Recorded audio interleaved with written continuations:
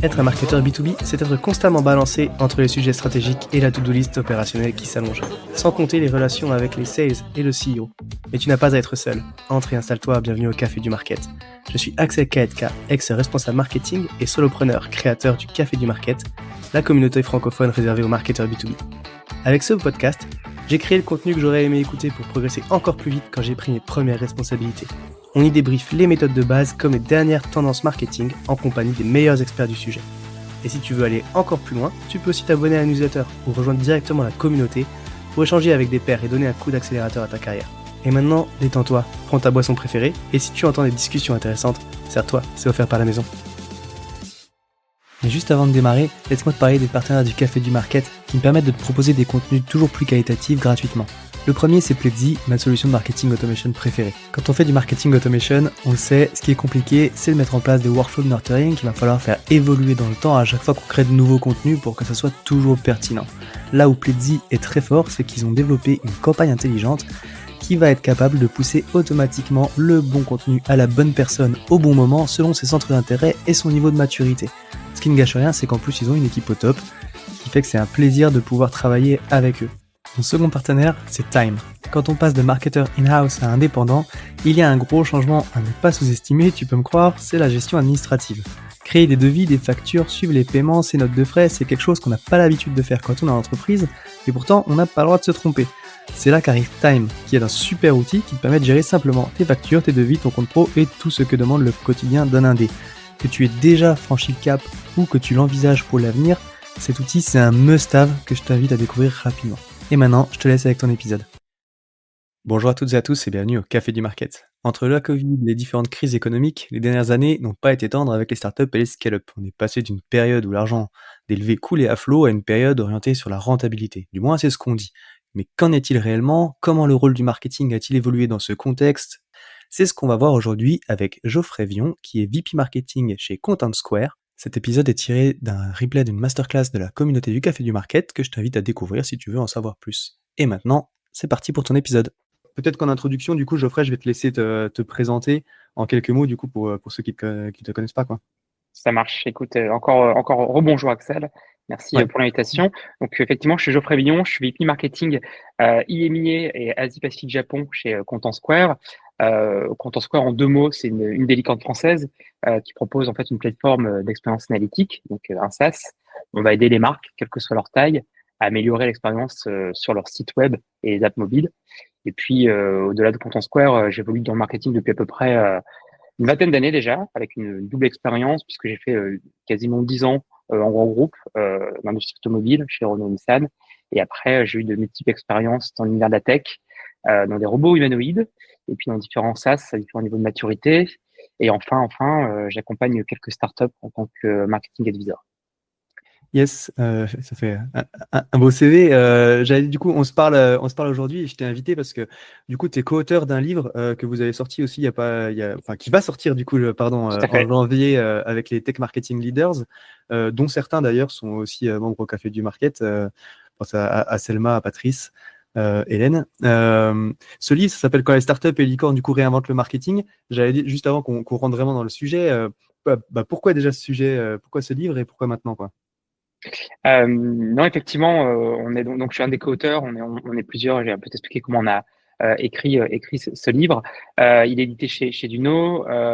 Moi, pour la petite histoire, je déteste mais vraiment les livres de marketing. Tu vois, je trouve que j'en lis très peu. Je fais beaucoup de veille, je me documente sur plein de choses, mais très peu via ce type tu vois, d'ouvrage. Je trouve que c'est tout le temps du prêt-à-penser qui est parfait pour faire des belles slides, mais ça manque beaucoup de choses très concrètes. Et là, l'idée, c'est qu'on a fait quelque chose de très, très différent. Donc, je suis assez actif sur une communauté qui s'appelle Tech Marketing Leader France. On a à peu près 150 CMO de boîtes tech françaises. Et donc, on a eu l'envie d'écrire ce bouquin à plusieurs. Donc, il y a Jordan Tenevier, qui est le CEO et fondeur de Bulldozer. Il y a Aurélie Schledel, la CMO actuelle d'Alan. Yannick Roth, le fondateur d'Irondo. Puis, il y a une trentaine de contributeurs. Donc, des VP marketing, des CMO de Malte, Banfirst, Brut, Phoenix, Figures, Pépite. Il y en a vraiment plein. Et l'idée, c'est de vraiment t'es un peu, désolé pour l'anglicisme, mais c'est un peu le give back. Il y a une certaine vague très, très accélérée de la tech française depuis quelques années. Et donc là, il y a une génération qui se dit, tiens, comment je peux partager nos retours d'expérience? Nous, on partage beaucoup dans cette communauté, donc principalement sur Slack. On se voit Mhm. aussi régulièrement en réel via, tu vois, des petits déj ou des after-work ou des workshops. Et là, c'était se dire, OK, comment on peut partager nos expériences. Et donc, du coup, on va attaquer, évoquer quasiment tous les thèmes du marketing. Encore une fois, très orienté startup, scale-up, mais c'est comment tu montes une équipe, comment tu scales, comment tu construis un programme ABM, comment tu vas t'aligner avec les équipes sales, comment tu vas construire ta relation avec ton CEO, avec ton board, comment tu vas utiliser des advisors, des mentors ou les communautés. Enfin, on va vraiment aborder tous les sujets avec une toute petite partie théorique et surtout des retours d'expérience, des échecs, des réussites. Et donc, c'est chaque auteur, chaque contributeur va l'incarner et expliquer ce que lui a pu mettre en place, plutôt sur les réussites, dans ces différentes structures, quoi. Euh, on avait un objectif, nous, qui était de se dire, bah, OK, on partage au-delà de notre communauté. Euh, on imagine, tu vois, les gens qui veulent se former, des étudiants, des jeunes marketeurs, des futurs CMO, pouvoir utiliser cet ouvrage. Aussi, peut-être ceux qui veulent se challenger un peu. Mhm. T'es en startup, tu fais du marketing en startup, même dans le niveau d'entreprise, que t'aimes bien de voir un peu ce que font les startups, qui sont euh, un peu l'antichambre, tu vois, de ce qu'est les marketing, de ce que peut être un peu un laboratoire peut-être pour une grande entreprise, le marketing un peu en startup où tout est accéléré. Et puis enfin, on s'est dit que tous ceux aussi qui voulaient comprendre un peu le marketing en startup, tu vois, un CEO, des équipes sales, ça pourrait être assez intéressant pour eux. Très cool. Écoute, hâte de voir ça. Mais du coup, bah, tu vois, enfin, j'allais dire, faire la transition avec le sujet d'aujourd'hui. Au final, c'est que du coup, tu l'as dit un petit peu, cette période de give back, du coup, après une période de développement très rapide et puis de nombreuses évolutions, au final, sur le rôle du market. Toi, ça fait 6 ans que tu es chez Content Exactement, ouais. Square. Ouais. Donc, tu l'as vécu, en fait, cette hyper croissance. Tu l'as dit, c'est une licorne. Tu l'as vécu de l'intérieur, ces phases d'accélération et puis, du coup, ces différentes crises économiques. Donc l'idée, c'est qu'on voit un petit peu comment ça a pu bouger et l'impact que ça a eu sur le marketing, comment vous êtes structuré, et puis peut-être sur ta façon de percevoir aussi ton rôle. Pour commencer, du coup, si on revient à l'origine, ça ressemblait à quoi le marketing à Content Square quand tu es arrivé? Ouais. Pour donner quelques indications, donc je suis arrivé chez Content Square en début 2019, on était à peu près 250. On Mhm. est près de 2000 aujourd'hui, 1800 exactement, donc quasiment tu vois fois 10 en termes de nombre de personnes. Et puis au-delà de ça, tu vois, pour donner encore un peu une idée de l'évolution, on a fait une dizaine d'acquisitions. Ouais. Donc on a racheté des boîtes un peu partout dans le monde. Il y a eu 4 levées de fonds moi depuis que je suis là. Et effectivement, il y a le statut de licorne, on a intégré une expertise. On a ouvert plein de nouveaux pays, ça se concrétise par des bureaux dans 16 pays à travers le monde. Quand je suis arrivé, on était peut-être 20 personnes au marketing. Il y avait 3 équipes très différentes, très en silo. Moi, j'occupais de la France et l'équipe et l'Europe du Sud. Il y avait une équipe au UK et une nord-américaine. Et on était donc très silotés parce qu'en fait, on était très connectés aux équipes sales. On était vraiment le back-office des sales, un peu Ok. l'extension quasiment, tu vois, des équipes. Et donc, chacun faisait son programme dans son coin. Quand on se a une origine un peu particulière, le fondateur, c'est un sales, c'est pas un ingénieur comme beaucoup de boîtes tech françaises. Donc, il a construit une machine à vendre. Il a aussi construit un produit très proche des clients. Donc, il y avait cette culture-là, donc qui était présente au marketing. Donc chacun opérait de manière un peu différente. On était sur un marché d'équipement, il y avait une vraie euphorie du fait des nombreux levées de fonds, une croissance à 3 chiffres. Et du coup, on avait un marketing qui était assez simple, euh, très orienté sales, très court terme, beaucoup d'événements, peut-être Mhm. 85% tu vois, du mix du marketing en France, par exemple, une base de données qui était assez faible, très peu de notoriété. Donc il y avait pas mal de chantiers. Quand je suis arrivé, mon but a été de faire 3 choses. Un, c'était de nourrir cette machine à vendre. On était Ouais. sur une croissance extrêmement dynamique, donc avec des impératifs au quotidien et, euh, et, euh, et un pipe à contribuer au quarter. Deux, c'était quand même en parallèle, c'est de dire, OK, regarder un peu le moyen terme, commencer à construire un peu les fondamentaux, une stratégie de contenu, comment on structure un peu mieux la base de données, comment on la fait évoluer, comment on commence à monter sur des relations presse, sur ce type de sujet. Et enfin, sur aussi un peu plus long terme, c'est commencer à travailler la partie, tu vois, scale, se dire, bon, bah, OK, on arrête de faire que des choses un peu one-off, on commence à monter des programmes, on réfléchit à comment on peut standardiser des choses, euh, y compris à l'international, et puis on fait aussi, tu vois, on monte aussi une équipe, tant en recrutement que monter en compétences les personnes qui étaient présentes. Ok, mais du coup, dans cette phase-là, quand tu arrives, tu l'as dit, tu as 3 équipes en fait en silo qui font un peu la même chose au final, enfin, Oui, tout à qui fait. font Ouais. la même chose séparée, sur leur secteur, quoi. Exactement. Chacun vraiment opère totalement différemment. Euh, et puis finalement, le développement international, le fait qu'on ait continué à ouvrir des marchés, tu vois, tu pouvais plus dire, bon, ok, dans chaque fois qu'on ouvre des nouveaux pays, l'Europe de l'Est, l'Europe du Nord, à chaque fois qu'on va investir plus, on recrée une nouvelle équipe, Une nouvelle équipe, ouais. tu vois, qui va opérer pareil en silo. C'est plus possible. Donc le développement international, notre expansion, notre volonté de scaler nous a obligés forcément à revoir totalement notre organisation. Alors, ça se fait par étapes. C'est la première étape, un peu battre les chances, c'est de dire, bah, en fait, comme on va aller très très vite, qu'est-ce qu'on peut augmenter, qu'est-ce qu'on peut développer comme synergie entre les équipes. Donc, on commence à se coordonner, on se partage des best practices, on va se répartir les efforts. Toi, tu crées la première campagne, quand elle est prête, nous on la réplique. Moi, je crée la deuxième campagne, quand elle est prête, vous la répliquez, etc. Et enfin, on va monter des programmes. Donc ça se opère effectivement pendant 1 an, 2 ans.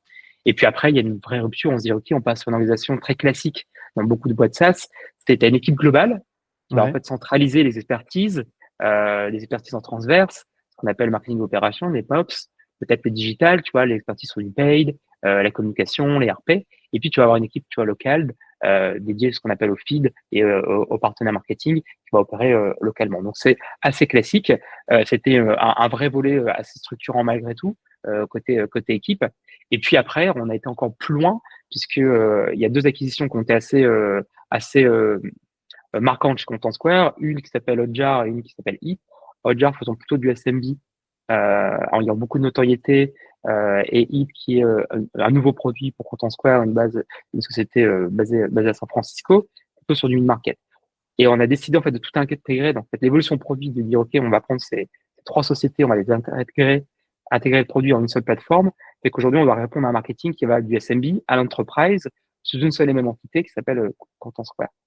Et donc là, en fait, tu as du coup encore une réorganisation qui s'est faite puisque tu vas avoir tes équipes globales avec des sujets, tu vois, ce qu'on disait tout à l'heure, sur la partie MOP, sur la partie digitale, mais tu as aussi des segmentations, tu vois, SMB qui sont globales par design, tu vois, puisque c'est aujourd'hui, tu vas sur le site de Content Square, tu peux avoir du freemium, tu vois, c'est vraiment ce type de motion.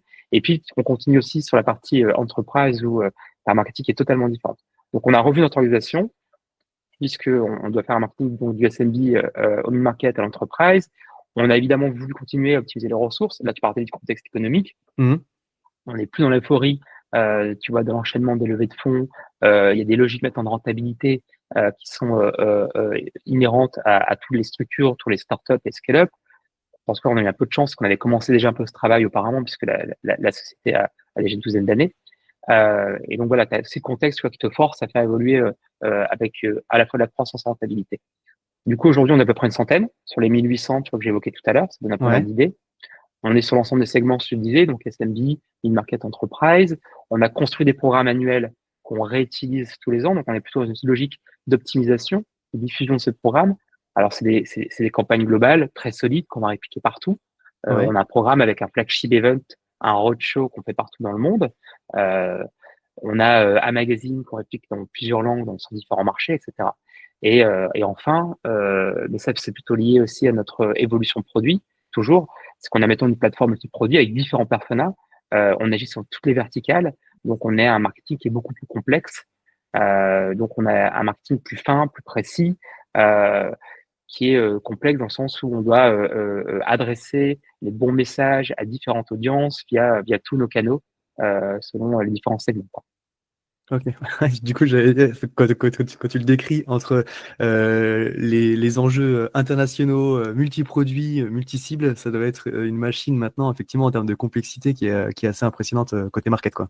Alors, c'est plutôt, ouais, je sais pas si c'est complexe le bon mot parce que c'est pas le but, au contraire. L'idée, c'est de rester, tu vois, à une certaine simplicité. Par contre, je pense qu'il y a plus d'intelligence et plus de finesse, peut-être là, dans le sens où il faut, idéalement, tu arriverais à faire des campagnes qui à la fois pour le solo entrepreneur qui va prendre, tu vois, la solution premium à l'entreprise qui va dépenser, tu vois, beaucoup d'argent, qui va installer Content Square sur une logique de plusieurs équipes partout dans le monde.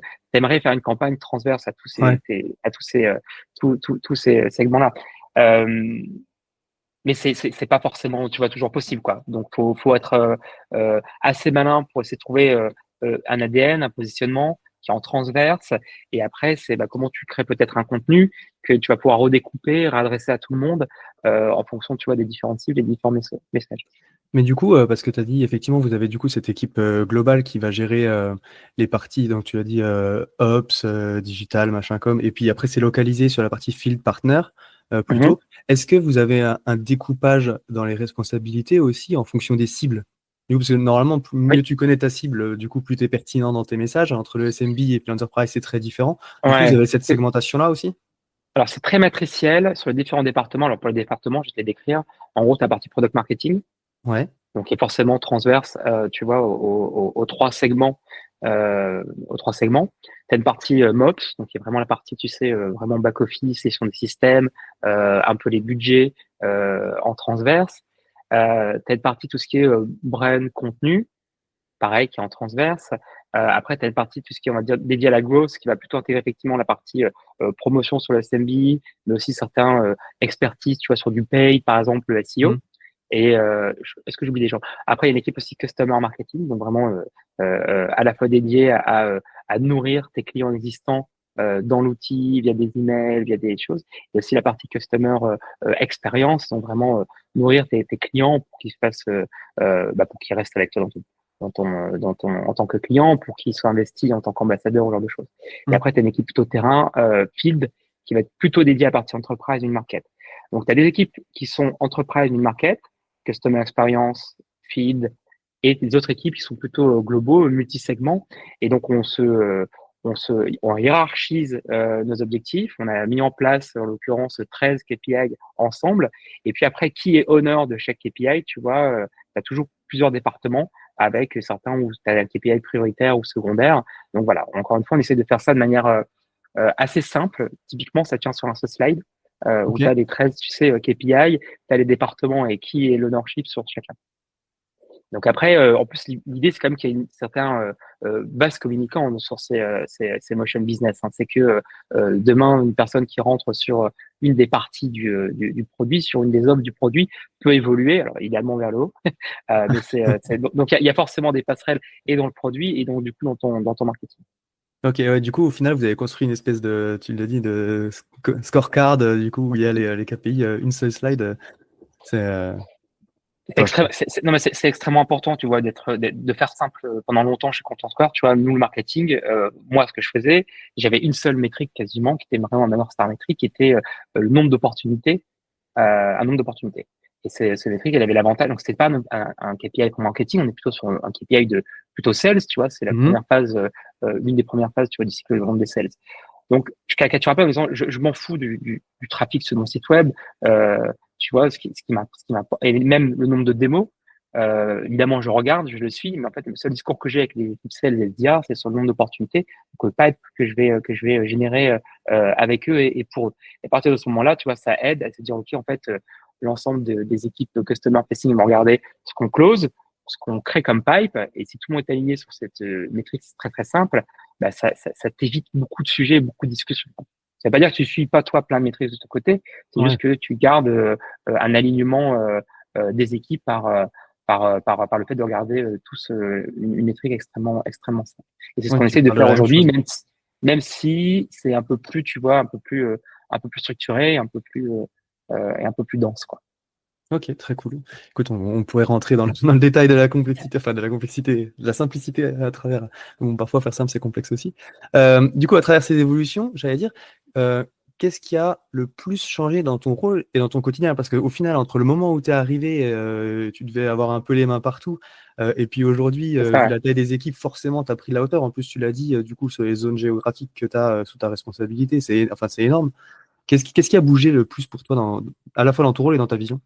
Ouais, tout dans mon quotidien et rien en fait dans le principe, rien dans le principe où, tu vois ce que je te disais, mon objectif au quotidien reste le même. Je suis animé par aider les sales à créer du pipe et donc du business. Mhm. Là, rien n'a bougé, tu vois, c'est le même alignement. Et tout dans mon quotidien où effectivement, sincèrement, là je t'ai fait les trois organisations un peu structurelles, mais en fait, tu bouges tout le temps dans l'organisation, tu vois, startup, scale-up.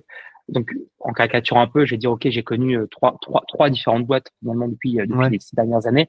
Euh, et donc, du coup, tu le mentionnais au début, j'étais à la fois stagiaire et stratège, tu vois, je gérais les RP en direct, j'avais une grande partie du sujet opérationnel avec les équipes au quotidien, donc tout en essayant de construire, tu vois, des choses à moyen long terme, mais j'ouvrais tous les jours HubSpot, Salesforce, WordPress, on réfléchissait 5 minutes sur un coin de table, et puis hop, on activait des choses, on mettait en ligne. Enfin, tu vois, Mm. m'arrivait d'écrire les textes de notre site web dans le back-office et d'appuyer directement sur publier. Enfin, tu vois, il y avait un temps qui était extrêmement court et effectivement extrêmement opérationnel. Et puis, finalement, au fur et à mesure, bah, tu recrutes des experts. Euh, les RP était un très, très bon exemple. On a recruté une équipe dédiée, tu vois, à la communication et RP qui font très, très, très bien le boulot, tu vois, qui sont dédiés. Pareil, sur une partie peut-être paid, growth, tu vois, ce genre de choses. Donc, tu recrutes des experts, tu recrutes des plus seniors aussi, tu te réorganises, je l'ai évoqué tout à l'heure, tu vas regrouper les expertises, tu vas rechercher des synergies, et puis aussi tu fais monter en compétence tes équipes. Bref, tu scales et tu stabilises, et puis après, maintenant, tu es dans une autre phase qui est tu optimises. Donc, il y a vraiment cette phase de on essaie des choses, on essaie d'avancer, on nourrit le business, on réfléchit, on commence à scaler, on regarde ce qui marche, on accélère sur les choses qui marchent. Ensuite, on stabilise, et là, on est vraiment sur notre phase qui est comment on optimise, comment on continue à faire mieux ce qu'on faisait avant, et essayer de se libérer un peu de temps pour peut-être aller créer des choses un peu nouvelles. Donc aujourd'hui, clairement, j'ouvre beaucoup moins les outils au quotidien. Je fais plus assurer un pilotage de projet. À certains moments de l'année, on est plus sur du management d'équipe, quand on réfléchit peut-être à des nouvelles organisations ou ce genre de choses. Et je porte aussi beaucoup plus la stratégie dans les différentes régions et auprès des équipes sales en l'occurrence. Après, attention, Content Square, ça reste une scale-up. On est tous ultra opérationnels. Donc, mon quotidien est incomparable avec ce que j'ai pu connaître en grand groupe, côté sur de la coordination, tu vois, de la gestion de projet et plutôt de la réunion et pour aligner les équipes. Il y a encore des choses extrêmement opérationnelles, tu vois, où sur nos flagship events, je vais avoir la main sur l'agenda, je vais peut-être même animer l'événement, créer du Ouais. contenu, monter sur des calls avec les speakers pour les briefer, donc ça reste encore très très opérationnel. Euh, et puis, bah oui, quoi te dire, c'est que au final, mon objectif moi reste le même, c'est euh, produire un marketing ultra efficace, basé sur la data, pour nourrir les sales et essayer d'optimiser notre organisation, notamment pour essayer de dégager du temps pour réfléchir à comment on peut être différent en termes de marketing, quel supplément d'âme, quelle distinction par rapport à tout ce qui est fait dans le marketing B2B assez classique pour être un peu différent, tu vois, dans l'écosystème tech. Ok. Ah, j'allais dire, c'est vachement intéressant, effectivement, enfin, l'évolution du rôle, comme tu la traces. J'aime bien, comme tu as dit au début, à la fois stagiaire et stratège, et puis la construction de l'équipe au final qui te permet de dégager et puis de rentrer. J'imagine quand même, aujourd'hui, t'es quand même si tu l'as dit, il y a quand même toujours cette partie d'opérationnel, tu es quand même beaucoup plus, effectivement, dans le management et dans la partie stratégie. Ah oui, exactement. Non, mais tout à fait. Stratégie, analyse aussi des choses, de ce qui Ouais, fonctionne, être capable aussi de se remettre en cause. Quand tu commences à avoir des programmes qui fonctionnent, tu vois, tu peux aussi tomber dans le piège d'être dans la réplication uniquement. Donc, comment tu fais évoluer les choses. Notre produit évolue beaucoup, nos personas évoluent beaucoup. Donc, finalement, on a quand même euh, aussi, ce qui est important, c'est d'être capable de nourrir les équipes pour se dire, attendez, là, on est en train de faire évoluer notre positionnement. On est toujours sur un marché d'équipement, donc le niveau de maturité de nos différents marchés, il est très, très différent. On a une notoriété en France, on commence à avoir une très bonne donnée, on a beaucoup de clients en France. Sur l'Asie, sur le Japon, sur l'Australie, on est sur une approche qui est totalement différente. Le marché des soins analytiques est immature sur, par exemple, l'Asie. On a zéro notoriété, très, très peu de clients. Donc, les leviers que tu vas activer sont pas c'est pas du les tout les mêmes. mêmes. Ils sont assez proches, finalement, de ce que Content Square faisait il y a quelques années en Europe. La manière d'adresser le marché nord-américain aussi est très, très différente.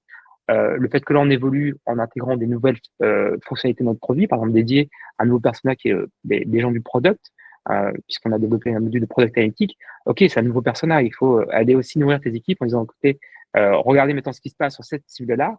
Euh, les canaux sont peut-être un peu différents, les leviers sont peut-être un peu différents, le messaging est peut-être différent. Et il faut du coup être capable aussi de se renouveler. Et ça, c'est important quand tu es plutôt dans l'équipe management, d'être capable de donner les bons niveaux d'information au bon moment à tes équipes. C'est cette chose-là qui est toujours un peu difficile, c'est tout va très vite.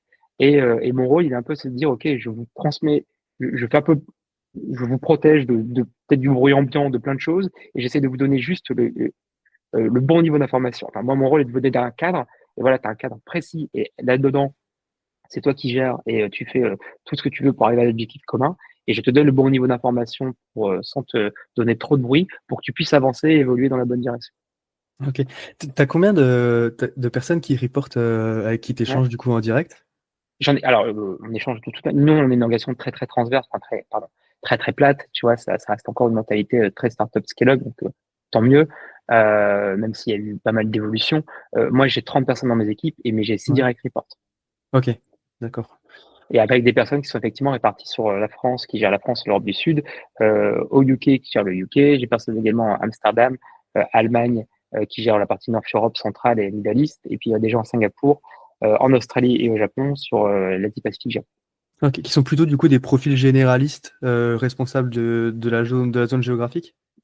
C'est ça, ce sont les équipes field et partenaires. C'est Ouais. des profils effectivement qui vont être l'interface avec les sales, coordonner la partie locale, gérer aussi beaucoup d'événements, prendre en main les campagnes globales et les activer au niveau local, mais aussi se créer des campagnes locales qui vont marcher beaucoup mieux pour des raisons culturelles, pour des raisons aussi de maturité de marché ou de base de données. Donc elles vont activer pas mal de choses également localement. Et elles vont se coordonner avec des équipes en transverse sur du contenu, sur notre partie paid qu'on a centralisée là depuis peu, etc., etc. Ok, très cool. Euh, J'allais dire, on en parlait en préparant l'interview, forcément. Du coup, là, donc, si on a fait un peu l'évolution passée, et l'idée, c'est qu'on se projette un peu, parce que le travail que tu fais aujourd'hui, c'est ce que tu me disais, il y a 20 ans, au final, il n'existait pas. Il reste quoi, une grosse vingtaine d'années aussi devant nous, enfin devant toi de carrière. Comment tu vois ton rôle évoluer dans les prochaines années? Euh, Ouais, donc tu le disais, du coup, j'ai regardé un petit peu, j'ai cherché pour comparer mes premiers cours d'e-commerce. L'e-commerce en France, c'était 1% des ventes. Donc, effectivement, et en fait, je regarde un petit peu, aucun des outils que j'utilisais à l'époque, pardon, aucun des outils que j'utilise aujourd'hui existait quand j'étais en formation. Et pourtant, en plus, le rythme des outils s'accélère énormément. Donc, comment ça va évoluer? Pour moi, il y a pas mal de choses pas mal de variables qui vont influer. Et le rôle en lui-même, tu vois, d'un CMO, je ne vois pas forcément évoluer fondamentalement. Qu'est-ce que tu fais? Tu adresses des messages à une cible dans un contexte donné via des bons canaux. Après, tu dois prendre en compte certaines tendances, tu vois, qui sont évidemment là, qui vont s'inscrire dans la durée. L'évolution de la tech, notamment l'IA et de la data, qui va bien sûr aider sur l'automatisation des tâches, la création de contenu, mais aussi permettre d'avoir une compréhension beaucoup plus fine de tes prospects, de tes clients, qui va te permettre donc plus de personnalisation, d'immersion. Et je pense qu'on va commencer aussi à avoir quelque chose qui va évoluer, c'est une manière d'avoir une conversation avec tes clients dans le digital, et non plus un simple monologue où c'est toi la marque qui pousse, tu vois, sur des canaux. Euh, Après, ce qu'il y a également à prendre en compte en termes de tendance un peu vraiment de fond, c'est je pense que tu as ce côté effectivement, la prise en compte de l'impact, de l'écologie, de la civilité numérique. C'est intrinsèque à notre société, c'est des vraies attentes des clients. Il y a des vrais aussi sujets de législation et aussi de valeur pour ton entreprise. Donc, tu vas devoir aussi te réajuster de la manière marketing. Mais au final, les compétences, je pense, d'un marketeur vont rester les mêmes. C'est être hyper créatif, être très rigoureux, curieux, avoir une vraie appétence pour la tech et la data. Et c'est juste comment tu vas pouvoir déplacer certaines plutôt compétences personnelles, une certaine compréhension émotionnelle et l'intégration des enjeux environnementaux dans ce que tu fais en termes de marketing. Et je vois donc du coup le rôle, les missions, la vision évoluent assez peu, ce qui ne veut pas dire que ton quotidien, la manière de travailler, lui par contre, n'existe sans doute pas encore.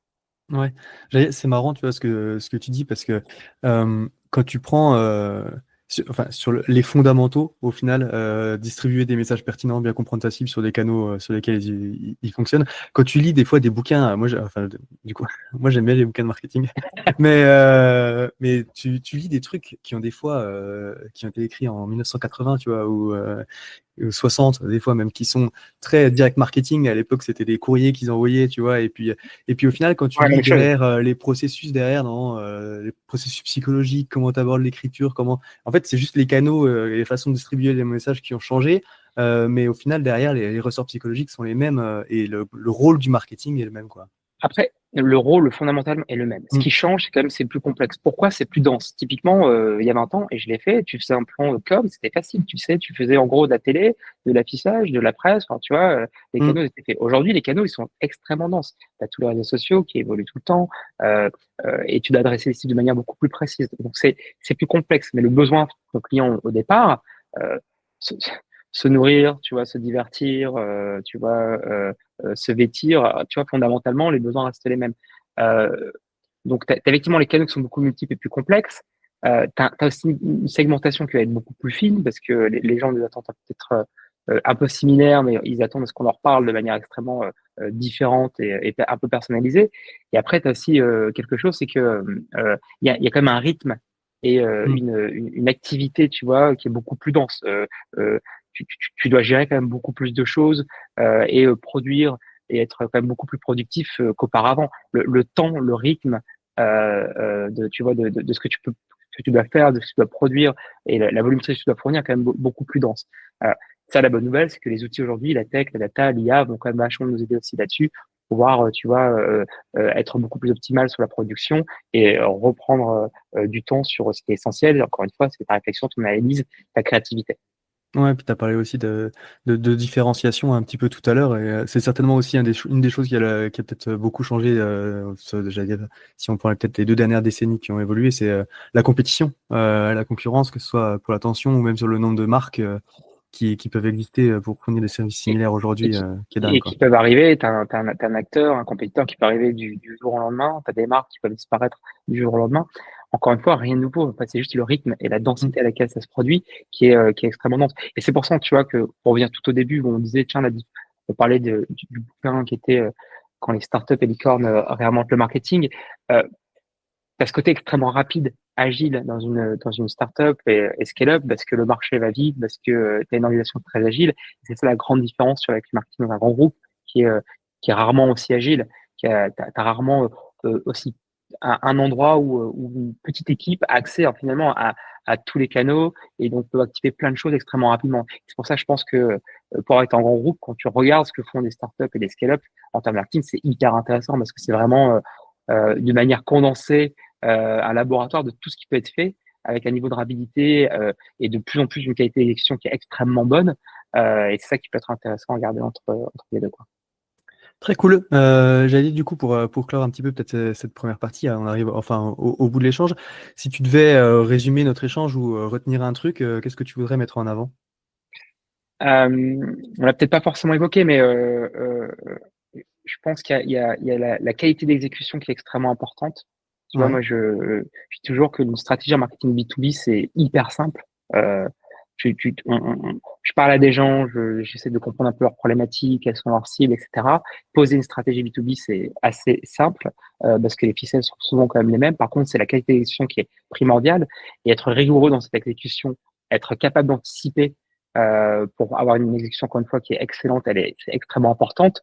Encore une fois, pour essayer de se dégager du temps pour se poser les bonnes questions sur les choses qui ont le plus de valeur, comment être créatif, comment être différent, pour pouvoir avoir une vraie résonance, tu vois, sur ce que tu produis en termes de marketing. Et puis le dernier point, vu qu'on parle d'évolution, bah, c'est comment tu t'organises aussi pour être en veille en permanence, en veille constante, essayer de toucher à tout, sans forcément, tu vois, dès qu'il y a une nouvelle tendance, sauter dessus et te mettre à 100%, mais en tout cas rester en veille, actif, tester, toucher, essayer, si ça marche, scaler. Euh, mais voilà, c'est de comprendre le fonctionnement pour toujours être au bon niveau sur les différentes tendances et les différents outils. Ok, très cool. Bah écoute, encore une fois, merci pour tout et ton partage d'expérience, Geoffrey. À tous ceux qui ont tenu jusqu'ici, déjà, merci beaucoup. Et j'imagine que le sujet vous a plu. Donc n'hésitez pas à envoyer de bonnes ondes à notre invité.